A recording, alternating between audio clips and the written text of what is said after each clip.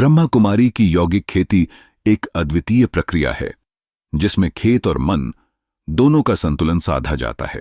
यह न केवल भूमि की उत्पादकता को बढ़ाने के लिए है, बल्कि यह आत्मिक विकास और मानसिक शांति प्राप्त करने का भी माध्यम है। पहले चरण में किसान अपनी भूमि को पौष्टिकता से भरा बनाता है। इससे सात्विकता और शुद्धता का संचार होता है, जो पौधों के स्वास्थ्य को अत्यधिक प्रभावित करता है। दूसरे चरण में योग द्वारा मन को स्थिर करना महत्वपूर्ण है।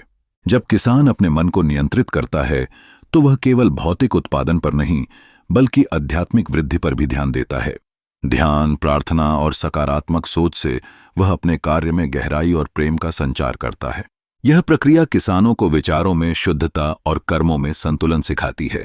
तीसरे चरण में यौगिक खेती की विधि किसानों को तालमेल में रहने की प्रेरणा देती है।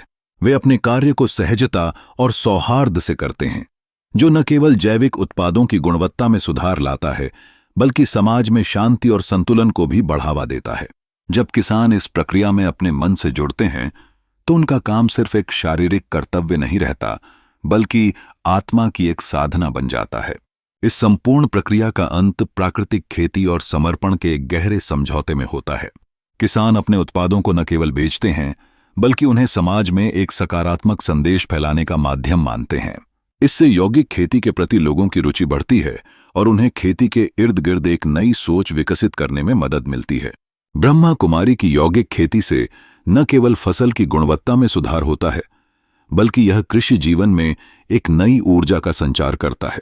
यह संतुलन और मानसिक शांति का प्रतीक है, जो सभी को जोड़ता है और प्रकृति के साथ सामंजस्य की ओर ले जाता है। इससे एक सकारात्मक परिवर्तन की शुरुआत होती है, जो जीवन के सभी पहलुओं में समृद्धि लाता है। इस प्रकार ब्रह्मा कुमारी की यौगिक खेती न केवल कृषि के क्षेत्र में एक नई दिशा देती है, बल्कि हमारे मन की खेती भी करती है।